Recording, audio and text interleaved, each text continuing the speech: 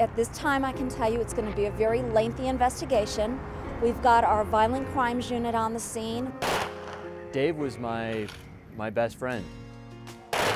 I keep expecting his goofy smile to come around the corner, and it's not happening. Very hard decision, but I still think that the board and myself did what's best for students. We are all going to get influenced by this decision. Investigators say Tom Clements was shot when he answered his front door last night. He was a great friend to me. I just immediately went into shock and asked myself, why would somebody do that? We love you, Boston! We send people to that marathon every year, so we are personally involved. I'm ready to move forward. I'm ready to have a new house. I can't wait to explore later because I'm just overwhelmed right now. I have the Royal Gorge Bridge here to the south over my shoulder, and this fire is pushing northeast over Canyon City. The only word that I have for what I saw today was absolutely devastating. It started, there was a little bit of smoke, and then it just literally exploded before our very eyes. There you see it, right there, Jeff.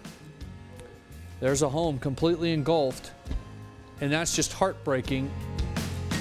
We recently, in the last few hours, did recover the remains of 2 individuals. First responders are the first ones there, the first people to put their necks on the line, and our community wouldn't be safe without them. Politician's job is to represent his constituents, and he's not doing that. We get the point that some of these folks think their Second Amendment rights are being abridged, and even though we know darn good and well that's not true. The rain started coming down in the Waldo Canyon area around 5:30 this evening. So much rain fell in a short period of time that it created flooding on Highway 24 and in Manitou Springs.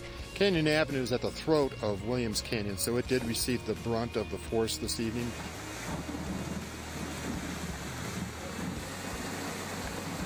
The force of water lifting rock and debris turns it in, it's almost like lava. It's a different animal than water. It really rained there. Our road was damaged in some areas. Trails were washed out. It's an amazing moment. Investors from across the state and across the country are flocking here.